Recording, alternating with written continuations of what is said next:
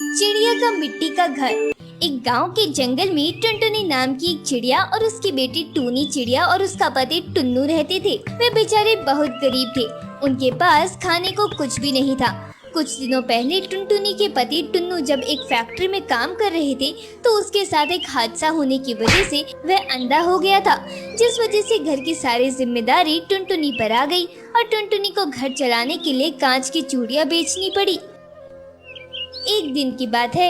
माँ, बहुत जोर से भूख लग रही है, कुछ खाने को दो ना माँ। बेटी, मुझे पता है तुम्हें बहुत जोर की भूख लग रही है, पर मेरे पास तुझे खिलाने के लिए कुछ भी नहीं है। घर में जो कुछ भी था सब खत्म हो गया है और मेरा काम भी इस समय ठीक नहीं चल रहा है। चूड़ियाँ बिक ही नहीं रही है। जब कुछ बिकेगा नहीं तो पैसे कहाँ से आएंगे और घर का राशन मैं कैसे खरीद पाऊंगी। हे भगवान, कैसे दिन आ गए हैं। तूने मेरी आंखें भी छीन ली। पहले मैं जैसा भी था कम से कम कुछ कमा कर तो ले आता था जिससे मेरी बच्ची का पेट भर जाता था, पर तूने तो मेरी आंखें भी छीन ली। अब मैं अपनी बच्ची और पत्नी के लिए कुछ भी नहीं कर पा रहा हूँ। इससे ज्यादा निस्सहाय मैंने खुद को कभी महसूस नहीं किया। ऐसे वो दोनों पति पत्नी अपनी हालत पर रो रहे होते हैं कि इतनी देर में उनके घर की मकान मालिक आ जाती है और उनसे कहती है, अरे ये रोना धोना क्या लगा रखा है। मैंने तुमसे कितनी बार कहा है कि मेरा किराया समय पर दे दिया करो, पर तुम्हारे तो सर पर जू ही नहीं चलती। पर अब बहुत हो गया, या तो मेरा किराया दो या ये घर खाली करो अभी के अभी। दीदी, ऐसा मत करो, हम कहाँ जाएंगे। हम पर कुछ तो तरस खाओ। मैं आपसे वादा करती हूँ इस बार किराया आपको जल्दी ही दे दूंगी। नहीं, मुझे ये सब बकवास नहीं सुननी। मैंने तुम्हें बहुत समय दे दिया, पर अब और नहीं। मेरे घर के लिए बहुत से किराएदार आते हैं, पर मकान खाली ना होने की वजह से वे चले जाते हैं। अच्छा यही होगा कि तुम अब मेरा घर खाली कर दो। मैंने तुम्हें बहुत मोहलत दे दी, पर अब बस। पर बहन, इतनी रात को हम जाएंगे तो जाएंगे कहाँ? आप भी तो सोचो बहन, प्लीज हमारे साथ ऐसा मत करो, हम पर रहम खाओ। नहीं, मेरे घर को अभी के अभी खाली करो और यहाँ से निकल जाओ और यहाँ दोबारा नजर मत आना। ऐसे कहकर वो हेनर कौवन टुनटुनी को घर से निकाल देती है। उसके बाद टुनटुनी अपने पति और अपनी बेटी टुन्नी के साथ एक पेड़ की डाली पर जाकर बैठ जाती है और अपनी किस्मत को कोसने लगती है और रोने लगती है। वो सभी पूरी रात बाहर ही रहते हैं, जिस कारण टुन्नी चिड़िया बीमार हो जाती है और अगली सुबह, अरे इसे तो बहुत तेज बुखार आया हुआ है। रात भर ओस में रहने से इसको ठंड लग गई होगी, पर करे भी तो क्या, बिना घर के यही होगा हमारे साथ। अब हमें इस चीज की आदत डालनी होगी। नहीं, मैं ये नहीं होने दूंगी। मैं अभी किसी न किसी घर का इंतजाम करूंगी। ऐसा कहकर टुनटुनी इधर से उधर देखने लगती है। तभी उसकी नजर मिट्टी पर पड़ती है। क्यों ना मैं एक मिट्टी का घर बनाऊं?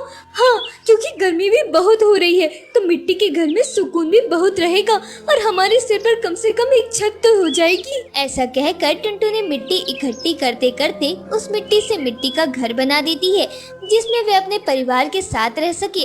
पर रात को अचानक से बारिश आ जाती है, जिसके बारे में टुनटुनी ने बिल्कुल भी नहीं सोचा था और टुनटुनी का मिट्टी का घर बारिश में टूट जाता है। हे भगवान, ये तो कौन से कर्मों की सजा दे रहा है हमें। एक तो मेरी बच्ची पहले से ही बुखार से तड़प रही है, तूने ये बारिश करके रही सही कसर भी पूरी कर दी, ये छत भी हमसे छीन ली।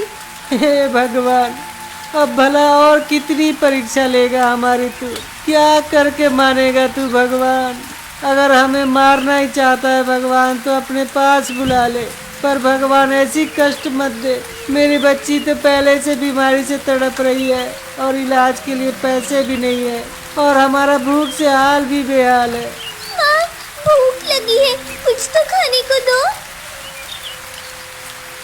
मेरी बच्ची भूख से तड़प रही है, मुझे अपनी बच्ची के लिए कुछ खाने के लिए लाना पड़ेगा। पर बारिश रुकने का इंतजार कर लो, फिर चली जाना।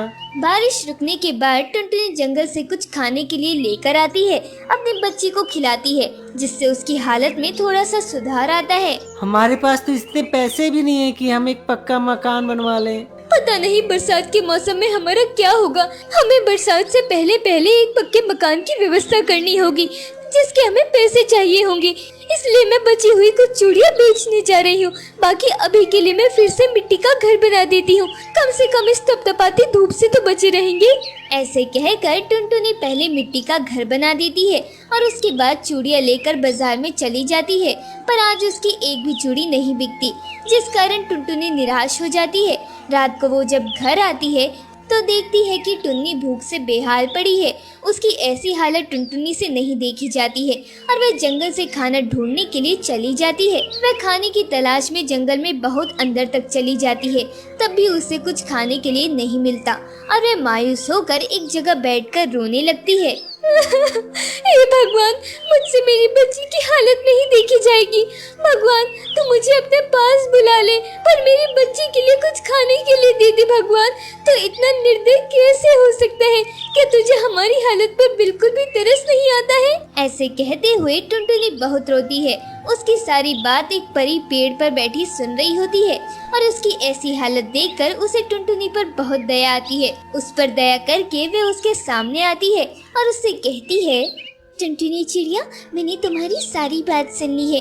तुम इतने दुखों से अकेली लड़ रही हो। सच में तुम एक सच्ची माँ हो। आप कौन है और मेरी बात आपने कब सुनी? टुनटुनी, डरो मत, मैं एक भली परी हूँ।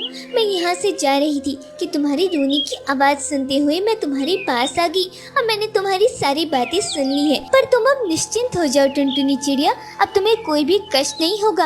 अब मैं तुम्हारे साथ हूँ ना, तुम्हें कुछ नहीं होने दूंगी और जितने भी दुख तुमने सहे हैं और कष्ट झेले हैं उनको खत्म कर दूंगी। सच में परी जी, आप मेरी मदद करेंगी? अच्छी परी। हाँ टुनी चिड़िया, बोलो तुम्हें क्या क्या परेशानी है? मेरी बच्ची बहुत बीमार है और उसे बहुत भूख भी लगी है। बहुत दिनों से उसने कुछ खाया नहीं है, तो क्या तुम हमें कुछ खाने को दे दोगी? खाया तो तुमने भी कुछ नहीं है ना टुनटुनी, पर अब तुम निश्चिंत होकर घर जाओ, तुम्हें वहाँ पर सब कुछ मिल जाएगा। तुम्हारा हर दुख दूर हो चुका होगा। इसके बाद टुनटुनी अपने घर की तरफ वापस चल पड़ती है। उसे परी की बात पर यकीन तो नहीं होता है, पर उसके पास यकीन करने के अलावा और कोई रास्ता भी नहीं था। जब वह घर आकर देखती है तो चौंक जाती है। उसका मकान जो कि कच्चा था और मिट्टी से बना था, वह अब सोने का बन चुका था और उसके पति की आंख की रोशनी भी वापस आ गई थी और उसकी बच्ची भी ठीक हो गई थी और उसके घर में बहुत सारा धन अपने आप आ गया था। उसके बाद फिर कभी टुनटुनी को दुख नहीं झेलना पड़ा।